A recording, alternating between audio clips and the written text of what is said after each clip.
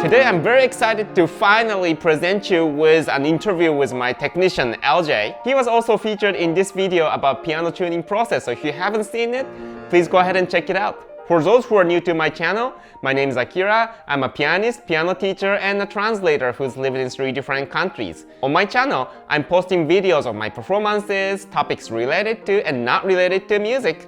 If you haven't done so, please subscribe and hit the notification button so you won't miss my future videos. LJ is a very good and busy piano technician with lots of individual and institutional clients. So I'm really grateful that he put some time aside for this interview for our channel. Our conversation really took off and it became a very long video, so this is gonna be presented in 2 parts. Before I start, as usual, I want to say a huge thank you to all of my supporters from patreon.com and my YouTube membership. These videos take a lot of effort and time to create, and your support has been huge encouragement as I try to grow this channel little by little. And if you're kind enough to support me for $3 or $10 per month, I'll leave the link to my Patreon page in the description. You can also support this channel by joining our YouTube membership right here.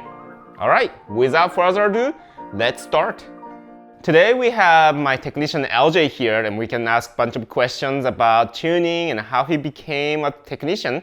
LJ, thank you for coming today. Absolutely, thanks for having me. Pleasure, and you do such a good job with these pianos, and I'm so excited to ask all questions about tuning and the things that I don't know about very much. Yeah. So first of all, can you introduce yourself to the audience? Sure. Hi, I'm LJ. I am the owner of Philly Piano Tuning. We are a full-service piano maintenance company serving the greater Philadelphia area. Great. So my first question is, how did you even become a piano technician? Like, I've never heard of any schools, or I've never seen an advertisement of a piano technician school. So what was the first step? So the first step for me was what we call the correspondence course. There are a few you can choose from. I chose the American School of Piano Tuning. You get a kit that has tools. It has a binder full of information that guides you through the beginning stages of learning tuning and technical repair. And at the end of each chapter, you fill out an exam, which you then send in to the American School of Piano Tuning, and they give you a grade. So at the end, you become, I believe, this was many years ago at this point, but I believe they call you a certified piano tuner or technician. But it's not, you don't sit down and take any kind of exams. You just write out the paper. They tell you if you answered it correctly, and then they say, on you go. You are now a certified technician. So it's like a piano teacher. Like, anybody can call yourself a technician if you want to. Yes, which is a little dangerous because you don't always know who necessarily has the best skill set and who knows what they're doing. But yeah, so that was step 1. And then step 2, I met a technician who knew of the company Cunningham Piano Company, which is a local piano retailer and restoration company here in Philadelphia. And he recommended I go to Cunningham to get more of my training. So the majority of my training came from Cunningham, where I was a factory restoration technician. We were restoring Steinways, Busendorfers, Yamahas, basically anything you can imagine. We were tuning it, repairing it, restoring it, new parts, new finishes, everything under the sun we did there. Cool. So how many pianos would you say that you need to tune before you become a full-fledged skilled technician? Sure. To become a competent technician, I would say more than 500 before you start going out into the home. Wow. Now, to be clear, that is not how it works. Usually people start tuning pianos for their families, for their friends, for local churches, to get experience, which I don't necessarily think is the best way to practice. But because the schooling and the technical trades are pretty expensive, that is usually the way that people start. I see. Yeah. I see. So that's very interesting, because that's how you usually start teaching too. Like, start teaching your cousins or start teaching, someone you know. And so yeah, it's very, very, very similar to how you become a piano teacher. Sure. I've seen some of those online piano tuning schools, because that's one of the careers I was thinking when I was fresh out of college. Sure. Many decades ago.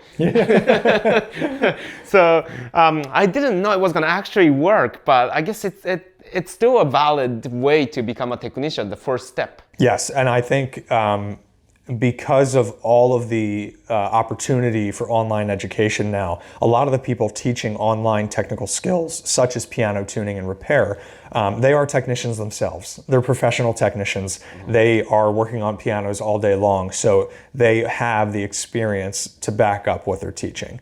So yeah, it's something worth considering. I think there are some technicians who would argue that the more reputable schools are where you should start. But if you can do a good job and you have the technical competence to accomplish piano tuning and repair, the online courses are absolutely acceptable. Wow. Should I take one of those courses and learn how to tune these pianos? I think you would have a lot of fun. It's very hard though. Tuning is a practiced skill. A lot of people can hear right away what they need to hear for tuning, but to get and gain the mechanical movement with your arm, that's what takes a lot of time and a lot of practice. Okay, so that kind of answers the next question a little bit, but should we be tuning our own pianos? Like, why can't we tune our own pianos? Because every other instrument you play, violin or guitar, you tune it before you play. True, yeah, and the only reason I would say no to that is because of the risk of damaging the piano. If you don't know how to tune a piano quickly and efficiently, you can put an undue amount of stress and strain on the tuning system, the pins, the strings, the pin block, and then at some point you may even break a string. You may get the piano so far out of tune that you can't get it back into tune, and then you have to call your technician to come out and repair it for you. So to your point, people tune their violins every time before they play them, but they also have a certain level of technical competence to correct a mistake if something happens. I'm assuming most violinists are able to change a string. Right. I hope so. But I think the piano is just more complicated, and there's so many more parts and so many more things that can break that it's probably better to leave it up to a technician. I see. Yeah. And then there are 230 strings about. Correct. So how long does it take to tune one piano? It depends on the piano. I would say anywhere, and this is going to be a wide range, but anywhere from 45 minutes to 2 hours. And what makes the time vary is how often the piano has been tuned before I sit down to tune it. The condition of the piano, meaning is there rust on the strings? Are there any broken parts? Does anything need to be repaired before I tune it? And then some pianos are actually just more difficult to tune than others. You have a Steinway and a Yamaha, both beautiful pianos. Thank you. But believe it or not, the Steinway is a little bit trickier to tune because the tuning system, meaning the strings, the pins, and the pin block, feel different than the Yamaha piano. So it takes a little bit more time and effort to get the Steinway in tune than the Yamaha. And that has been true since I've started tuning pianos. Steinways always take a little bit more time to tune. Wow. Oh, that's very interesting. Yeah. So 45 minutes to an hour, you said? 2 hours. 2 hours. So 45 minutes to 2 hours. If I try to tune it every time I practice, then that's going to be time I'll be spending. Absolutely. Yeah. And tuning goes off every hour, right? Oh yeah, so it changes with the humidity and the temperature. So the hardest thing about tuning is that it is the hardest thing about an excellent tuning is that it is a moment in time. So you think of a concert level tuning, a studio recording. What you hear in that moment is however many minutes or hours that piano will stay in tune to that level. The second you start playing on it, especially if you're playing a really boisterous, loud, a piece with lots of chords and lots of glissandos, you are slowly but surely knocking the piano out of tune. So the piano, after I've tuned it or another technician has tuned it, is a moment in time. So for you to tune it every time before you play, you'd be wasting a lot of time, and also you'd be very critical of the tuning and your music each time you play. So it's kind of something that's best just to not think about and let a technician take care of. Yep, I see. It's really a constant battle. Yes, every time. Wow. So how often should an average student tune their pianos? Sure, that's a good question. My company, I recommend if you are a beginning student, you're not playing all that often, you can tune it once a year and the piano should stay in good shape. Okay. I will have to do more work each tuning visit if you only tune it once a year. The recommended amount of times to tune it, and this is based on piano manufacturers, is 2 to 4 times a year. If you want your piano to stay in optimal condition, you want to tune it at least twice a year. And if you want more things to be accomplished, saying repair, voicing, regulation, then you need to go to the 3 and the 4 times a year. I see. But for the average student, once or twice a year is very acceptable. Okay. I have a feeling that I'm the only one who's tuning 3 to 4 times a year in our studio. I would say that that is probably true. It is hard to convince piano teachers and musical institutions to tune their pianos more than twice a year. The main reason for that, I would say, is that it is expensive. It's very expensive, and I understand that, and I sympathize with that, but you and your students benefit greatly from having the pianos tuned more than twice a year. I think so. Yeah, I mean, as a studio owner, it's definitely costly to tune it that often, but then that'll benefit everybody in our studio. Correct. Yep, your students will always hear the piano at pitch. They will always have a pleasing sounding piano, a piano that sounds good, a piano that feels good, and a piano that really serves whatever you're teaching them and whatever music they're playing. Yeah, to me, it just feels like a cost of business, like something you just have to pay for if you want to have a good studio. Absolutely. So what else do you do when you tune the piano? When we say tuning, everybody thinks about is you have a hammer and turn the tuning pins to change the pitches. Absolutely. But is there any other work that you're doing every time you tune the piano? Yes, so the first things that I like to focus on aside from tuning are cleaning. We want the piano to be clean because if you have dust and sometimes there's pencils and things inside of the piano, that makes it harder to tune the piano and it also can lead to damage. So when you have dust in your piano, it also attracts moisture, and the moisture and the dust sit on top of the metal parts of your piano, and that starts to cause corrosion and rust, and all of those things combine to make tuning harder. So I like to focus on, number one, let's make sure the piano is clean and in good repair.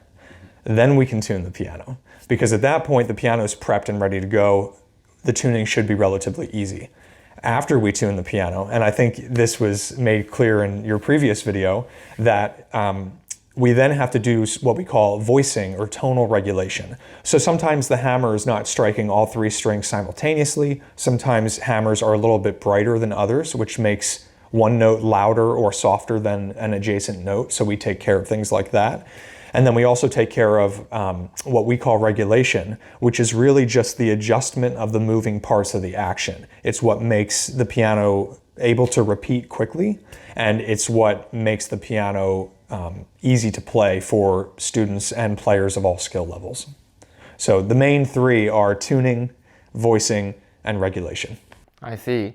So if you tune the piano more often, then those maintenance work will be distributed more evenly throughout. Correctly, absolutely. So the more often you tune your piano, the less time it takes to tune the piano, which leaves more time in an appointment to take care of regulation and voicing. And for me as a technician in my business, that allows me to do more for you and more for your piano without charging.